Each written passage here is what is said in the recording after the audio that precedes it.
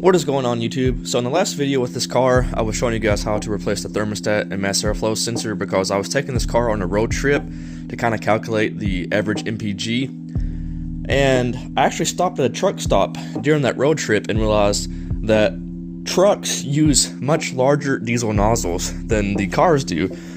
So today I figured I would go ahead and remove this fuel restrictor. As you guys can see, you have this metal ring, it's the bezel, and inside it, that's our restrictor. And we have a little flap here. And there's two ways you can do this. Some guys actually struggle with the car-sized diesel pumps and just remove the flap itself. But I want to use the large diameter diesel pumps at truck stops because they flow a lot more diesel. And that way this car can stop at truck stops and top off during road trips and I don't have to worry. So I'm gonna remove the whole inner restrictor. So to do that, I'm gonna jack the car up, take this wheel off, take the fender liner out, and then we can remove the entire filler neck and pry it off. So let's go ahead and get started. I'm gonna jack the car up, get this wheel off, and I'll show you guys what we need to remove.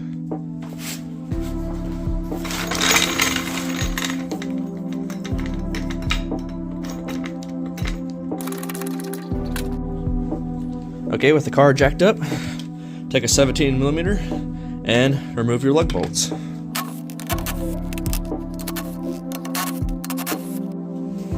Take the wheel off.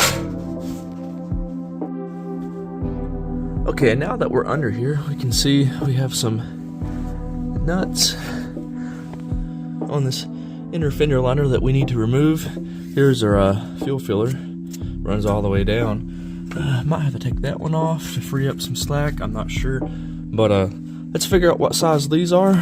They're plastic, I believe. So let's get those off and see what else we need to remove this fender liner. Okay, so these are 10mm.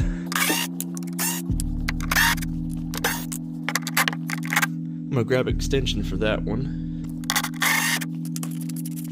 5 of those.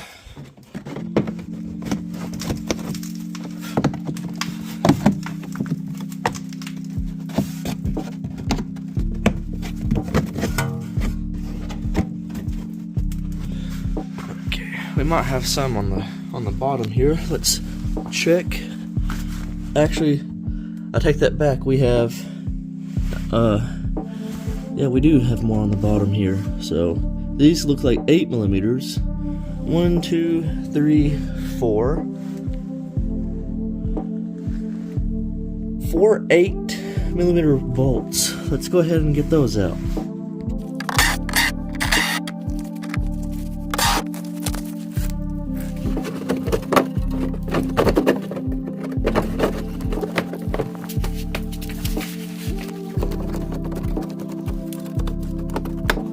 I think there's something right here holding this side in. I'm not sure. Oh yeah, okay, so we have 2 little pegs from this plastic tray. There we go. And I believe we can take this thing out now.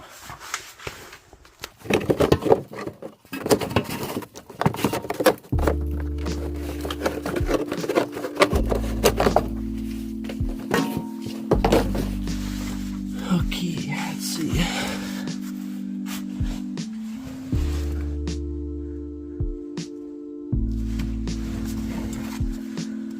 We have a nut here. Let's see, let's go ahead and remove this vent tube. Okay, so I'm gonna try to show you guys. This is a quick fitting. It's got a quick release. So on both sides, you can see there's like a textured area that, you know, they both face opposite from each other. Squeeze both of those in, and once you do that, this vent hose pops right off. So looks like we have a 10mm nut right here.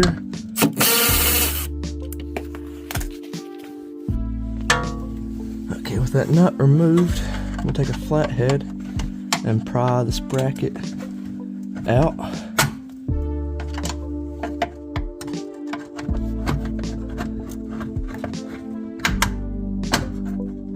stud. There we go. Okay. Looks like that's going to fight us. So I'm gonna go ahead and take this tin off and see if we can't free up some slack with this filler neck.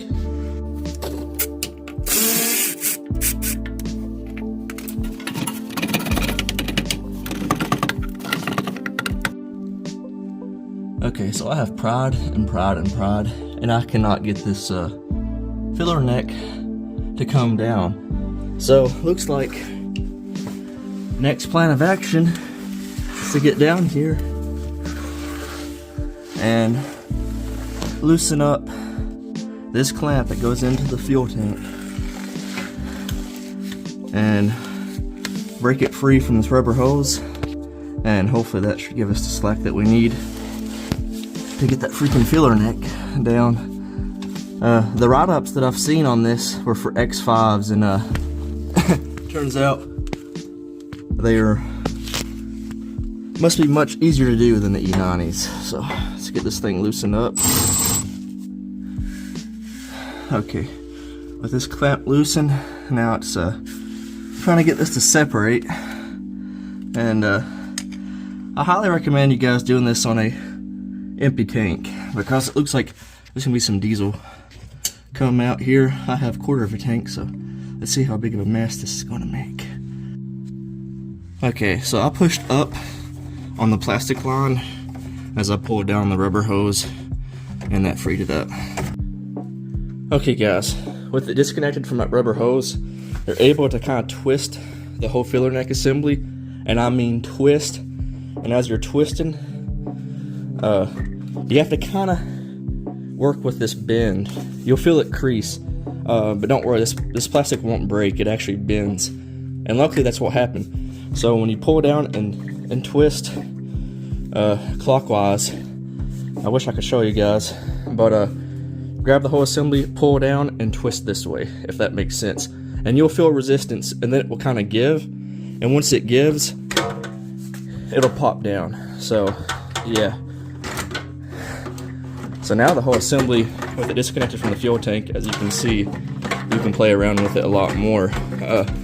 You might be able to leave it connected to that rubber hose, but I feel like having it off just gives you so much more room to play with, because you need it. It's very tight. So now let's work on prying up on these metal tabs. So if you have a really long, skinny, flat screwdriver, you can get up underneath and just pry those tabs out.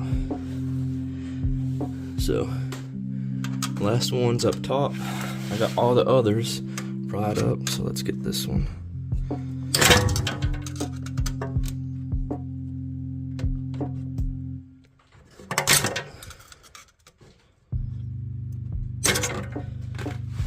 Okay.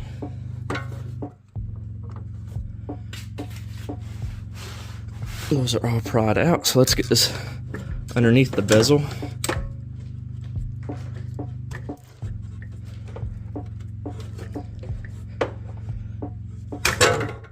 And pry this thing off.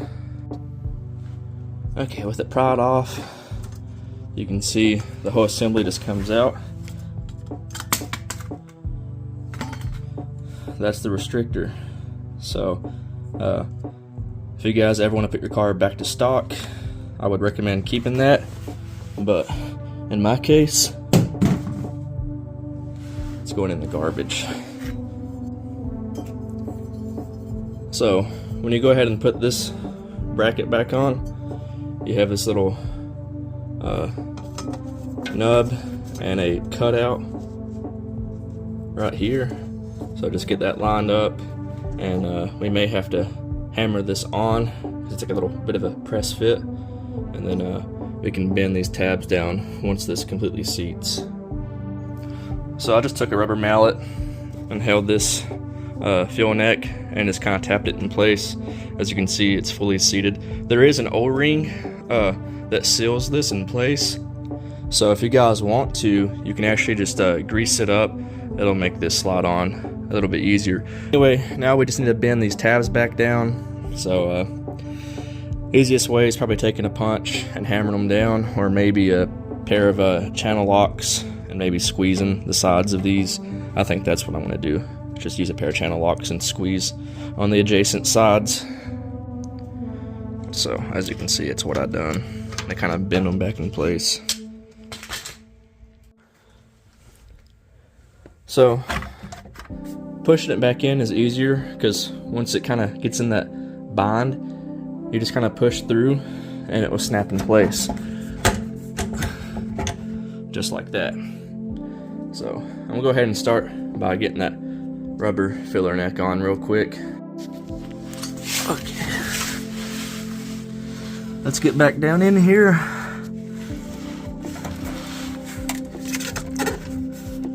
And get this started. Back. I'm gonna do this off camera because I need both hands, but as you guys can see, it's fairly simple. Just slide this over the plastic hard line. So we have that clamp back on. So we're good down here. Now we can get that metal bracket right there lined up. So this blue cap fell off my vent. It goes on top of that black piece up there, so I'm gonna reach up there, snap that back in, just like that. Now we can get our nut started there and right here. Okay, so we have that tin in, and this one used one of the plastic nuts like the fender liner used. So this little plastic mount kind of got bent in the process of trying to get the fuel neck down, but it'll bend right back. So let's get that tightened up real quick. There we go. Vent tube, it'll just snap right into place. Just like that. So now we can work the fender liner back in. So I'm starting it back in with those little plastic metal nubs. Then I want to massage it in place.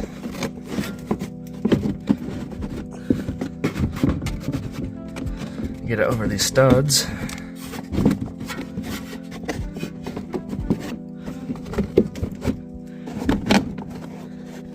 And then we can work on bolting it back down. If I can find that stud, but I'll do that off camera. You guys get the point. Okay. With this lined up, we can go ahead and just zip these 10mm plastic nuts back on.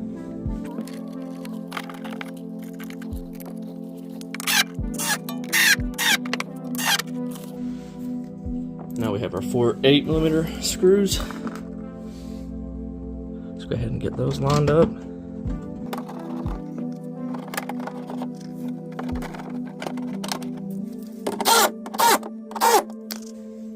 Last one goes on the bottom.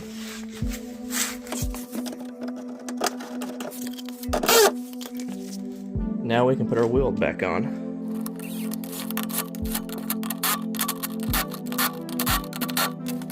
Lower the car. And we're done. So now we should be able to use truck stop diesel pumps, no problem. As always guys, thanks for watching and stay tuned for more.